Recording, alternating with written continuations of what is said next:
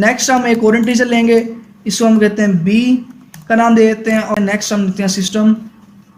यहाँ पे हम एक और वेरिएबल लेके इन टाइप का, सपोज मैं सी ले रहा हूँ, सी लेने के बाद मैं इसके अंदर वैल्यू ऐड करवा रहा हूँ, C is equal to A static B कर रहे हैं, तो मैं सेमीकोलन लगा के अब इसको आउटपुट भी लेनी है इसकी हमने।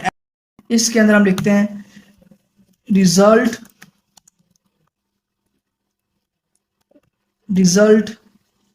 इज, यहाँ पे हम अपनी आउटपुट पास करते हैं और इसको क्लोज करते हैं। प्रोग्राम बन गया, रन करते हैं इसे हम। रन करने के बाद आपके पास यहाँ पे नीचे ये चीज़ पूछ रहा है एंटर फर्स्ट नंबर, यहाँ पे फर्स्ट नंबर आप एंटर करें, मैंने 3 एंटर किया। नेक्स्ट सेकंड नंबर 5 एंटर किया, तो आपके पास रिजल्ट दे रहा है 15, 3 5 15 ही होता है, तो आपको 15 रिजल्ट दे दिया। तो इसको आप प्रैक्टिस करें, आपको इजीली समझ आ जाएगा।